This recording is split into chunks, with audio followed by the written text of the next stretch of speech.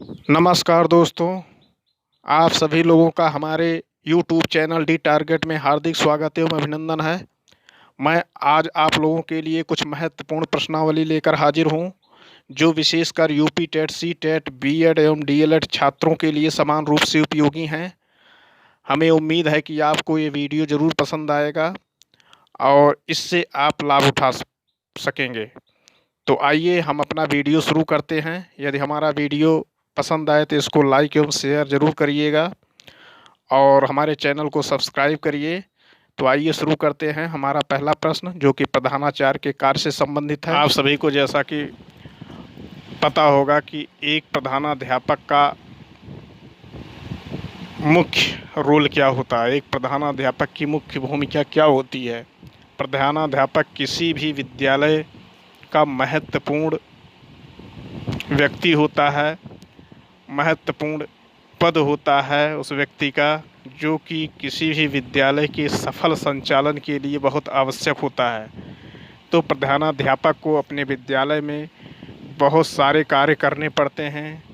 अगर हम ये कहें कि जिस तरीके से किसी जलपोत का कप्तान होता है, जो उस जलयान को या जलपोत को किनारे तक ले जाने में सफल होता है, उसी तरीके से एक प्रधानाध्यापक विद्यालय की समस्त क्रियाविधि को सही तरीके से संचालित कराने में बहुत मदद करता है और बिना उसके शैक्षिक क्रियाकलाप सही तरीके से संचालित नहीं की जा सकती हैं। तो इसमें जो ऑप्शन है विद्यालय प्रबंधन पहला ऑप्शन है, दूसरा पर्यवेक्षण, तीसरा प्रशासन। ये सभी आप सभी को समझ में आ गया होगा कि प्रधानाध्यापक का मुख्य कार्य क्या होता है। तो पहला विद्यालय प्रबंधन, ये भी सही है, दूसरा पर्यवेक्षण, ये भी सही है, तीसरा प्रशासन, ये भी सही है, अर्थात इसका राइट विकल्प हो जाएगा ये सभी। चलिए नेक्स्ट क्वेश्चन को देखते हैं। मूल्यह्रास का एक कारण हो सकता है। देखिए मूल्यह्रास क्या है। मूल्य की अगर हम बात करें तो मूल्य वो होता है, किसी भी समाज, किसी भी देश काल परिस्थिति में मूल्य वो चीज़ होती है जो किसी समाज को, किसी व्यक्ति को, व्यक्ति के विकास में, समाज के विकास में सहायक होता है और समाज की मान्यताओं के अनुरूप होता है। तो उसमें ह्रास की बात की जा रही है। उसमें यदि ह्रास हो तो उसका कारण क्या हो सकता है। इसमें जो विकल्प दिया गया है, इसमें है पहला जनसंख्या विस्फोट, दूसरा आर्थिक अधिक शिक्षा, तीसरा धनी होना और चौथा विकल्प है वैज्ञानिक जागरूकता। यदि हम हर एक पॉइंट को डिफाइन करें तो अपने आप आंसर निकल आएगा। तो सबसे पहले हम आते हैं वैज्ञानिक जागरूकता को देखते हैं। वैज्ञानिक जागरूकता मूल्य ह्रास का कारण नहीं हो सकता है, क्योंकि वैज्ञानिक जागरूकता कहीं न कहीं हमारे मूल्यों से भी जुड़ा होता है और इसके द्वारा हमारे समाज का, हमारा स्वयं का विकास होता है। तो ये आंसर नहीं हो सकता है क्वेश्चन के अनुसार। दूसरा धनी होना भी मूल्य ह्रास का कारण नहीं है। तीसरा है अधिक शिक्षा, तो ये भी जो है मूल्य ह्रास का कारण नहीं है, क्योंकि अधिक शिक्षा के द्वारा मूल्य ह्रास नहीं हो सकता है, बल्कि मूल्यों के निर्माण में सहायक होता है। तो क्वेश्चन के अनुसार इसका राइट जो विकल्प होगा वो क्या होगा, जनसंख्या विस्फोट। चलिए नेक्स्ट क्वेश्चन देखते हैं। शिक्षण के 14 कौशलों को दिया था। विकल्प है एल एन रेयान ने, बी के पासी ने, आई के डेविस ने, बी एस ब्लूम ने। तो सबसे पहले हम समझते हैं कौशल क्या होते हैं। देखिए कौशल किसी भी क्षेत्र में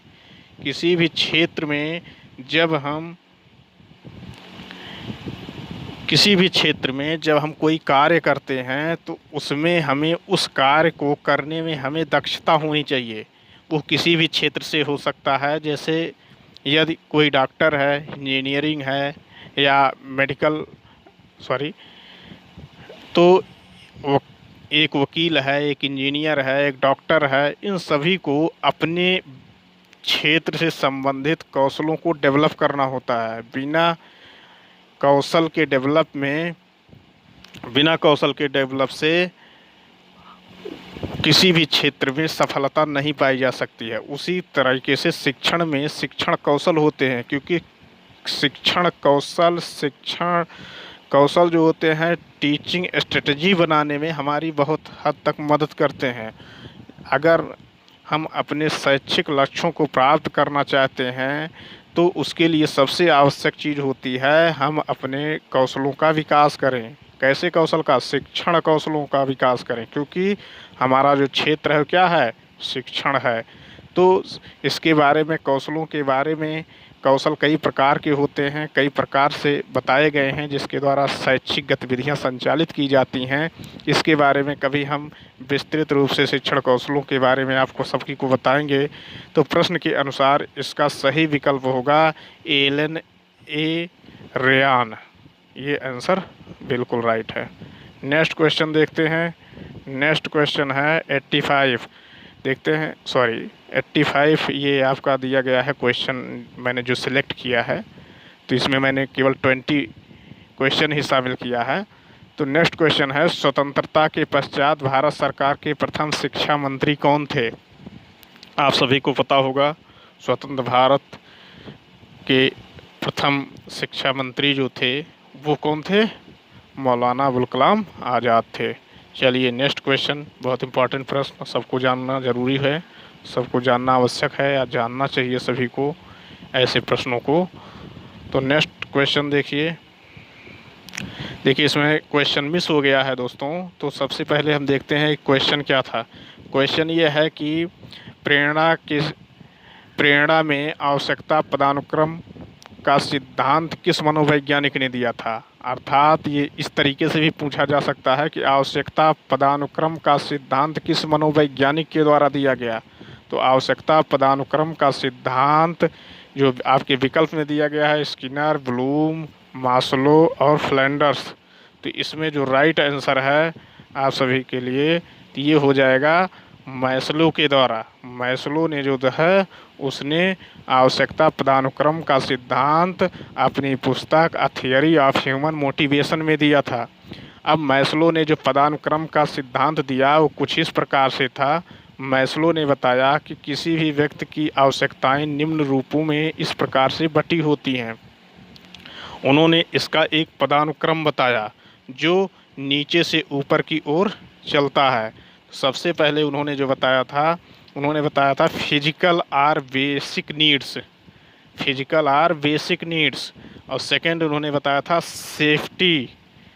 सेफ्टी सुरक्षा संबंधी आवश्यकता। तीसरा इन्होंने बताया था रिस्पेक्ट। तो दोस्तों इनका जो पदानुक्रम मॉडल था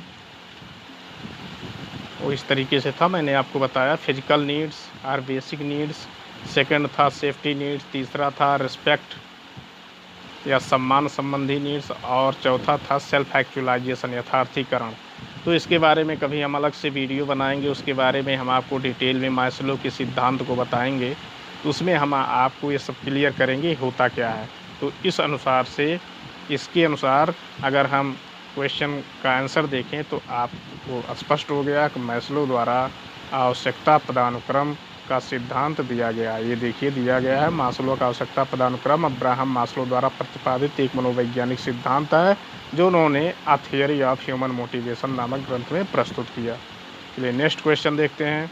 भारत में इंटरनेट सुविधा प्रारंभ की गई। भारत में इंटरनेट सुविधा कब प्रारंभ की गई?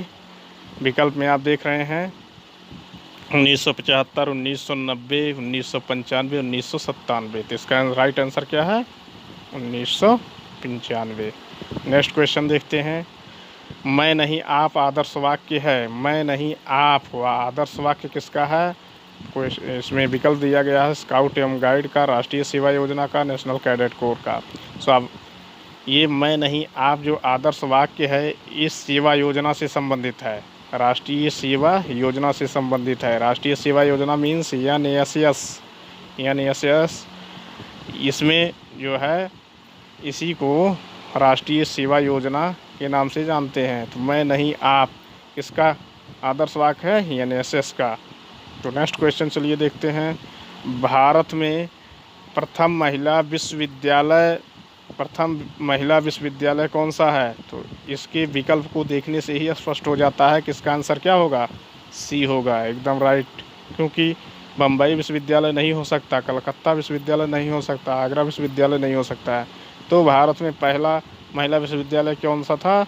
SNDT महिला विश्वविद्यालय। चलिए नेक्स्ट क्वेश्चन देखते हैं दोस्तों।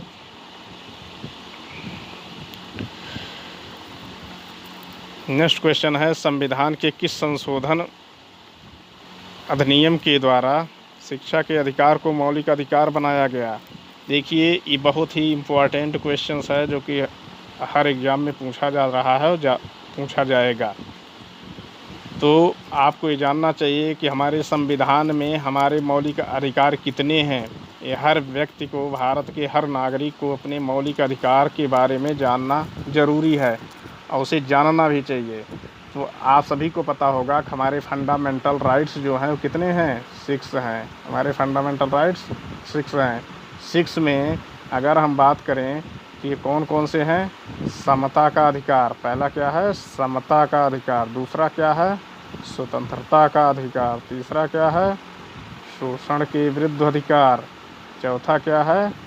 धार्मिक स्वतंत्रता का अधिकार। पांचवा क्या है? शिक्षा संबंधी अधिकार। और छठवां क्या है? संवैधानिक उपचार। तो इस तरीके से 6 अधिकार भारतीय संविधान में भारतीय नागरिकों को दिए गए हैं। तो इसमें जो क्वेश्चन का आंसर होगा, तो इसमें जो विकल्प दिया हुआ है, तो इसमें आप देख रहे हैं प्रथम संशोधन अधिनियम, 73वां संशोधन अधिनियम, 85वां संशोधन अधिनियम, 86वां संवैधानिक संशोधन अधिनियम। तो दोस्तों सबसे पहली बात यह है जितने भी इसमें संशोधन दिए गए हैं बहुत ही महत्वपूर्ण हैं। हम आपको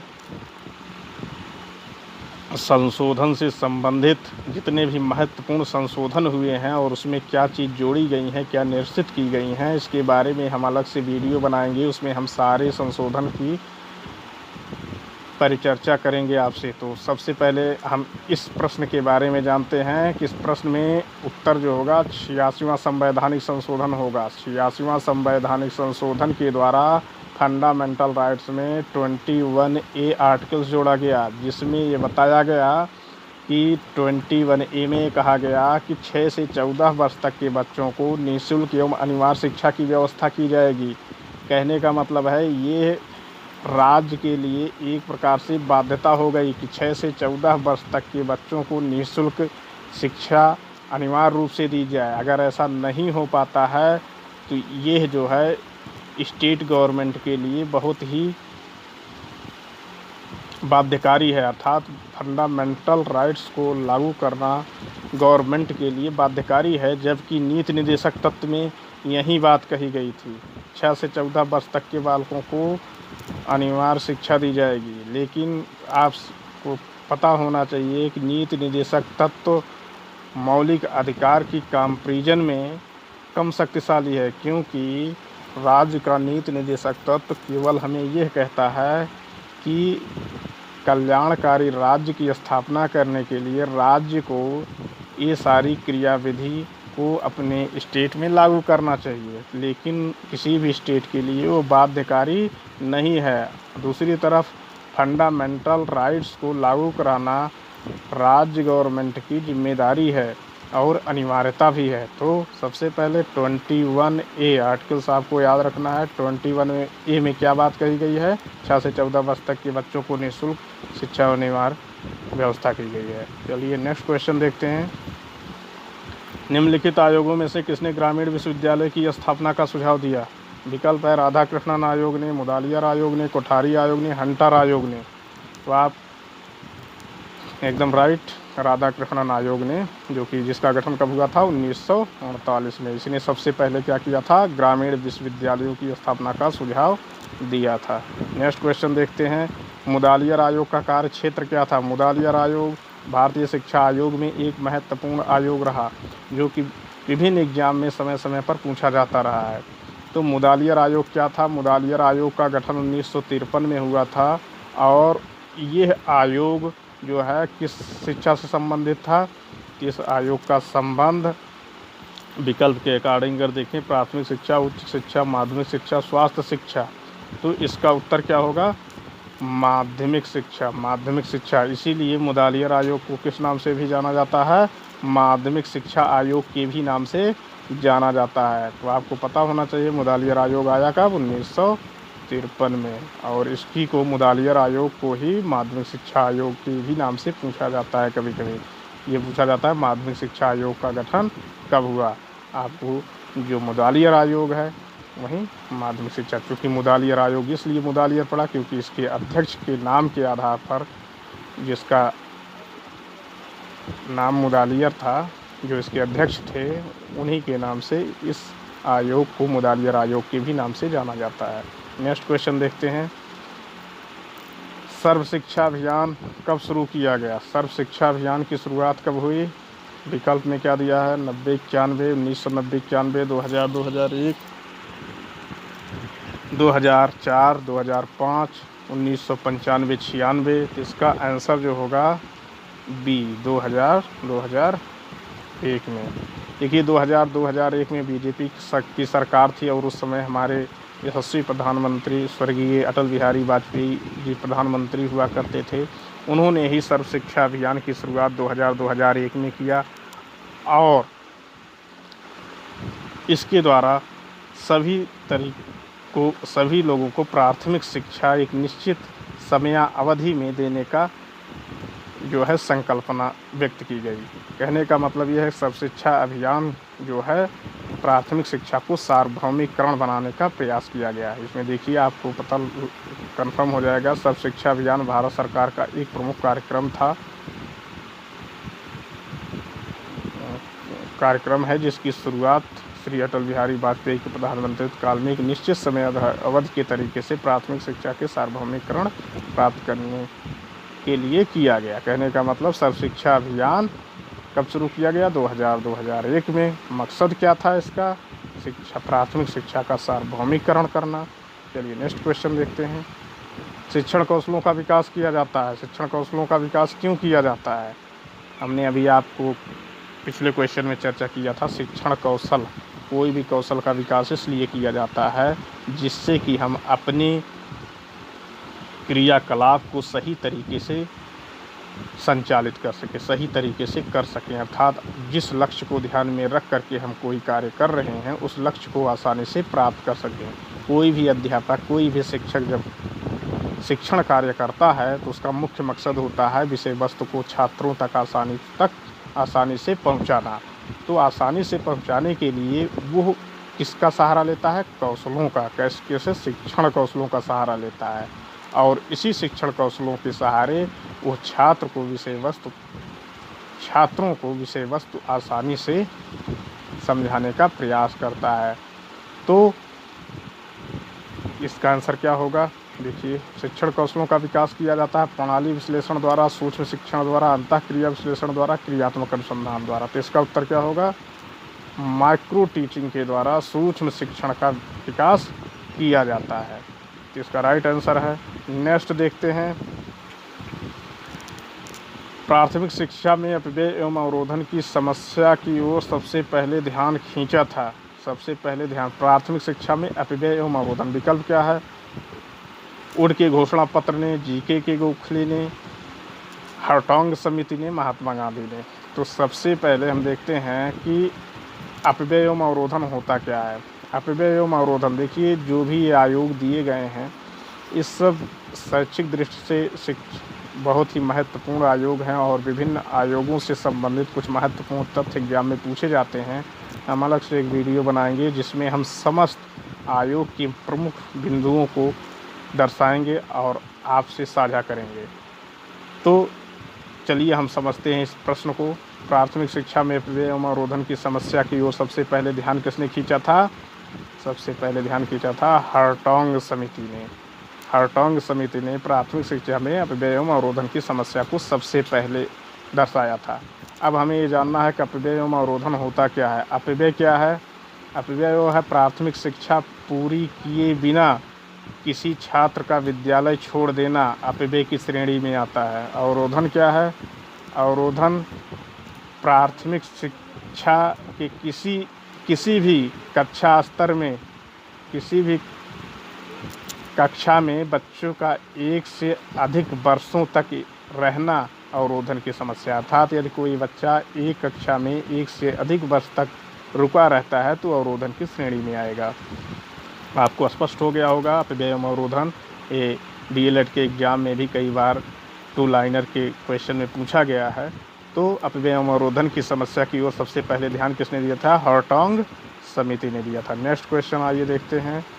राष्ट्रीय साक्षरता मिशन प्रारंभ किया गया। राष्ट्रीय साक्षरता मिशन कब प्रारंभ किया गया? विकल्प में है 1950, 1956, 1975, 1988।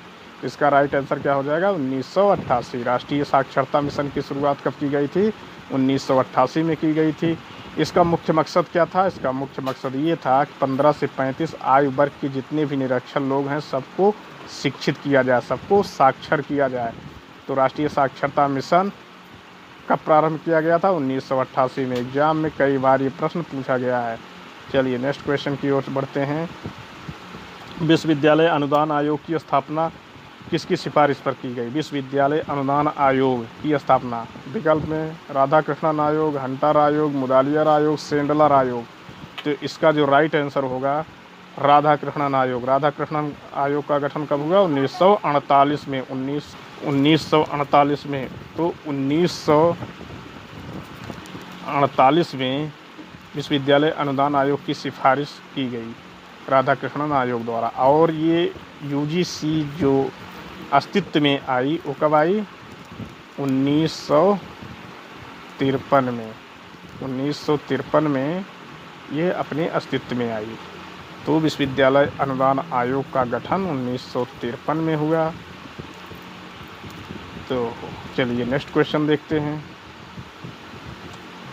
विद्यालय का आंतरिक अनुशासन, विद्यालय का आंतरिक अनुशासन संभाला जाता है, किसके द्वारा संभाला जाता है? विद्यालय का आंतरिक अनुशासन राज्य सरकार द्वारा, प्रधानाध्यापक के द्वारा, विद्यालय के समीप के संप्रदाय द्वारा।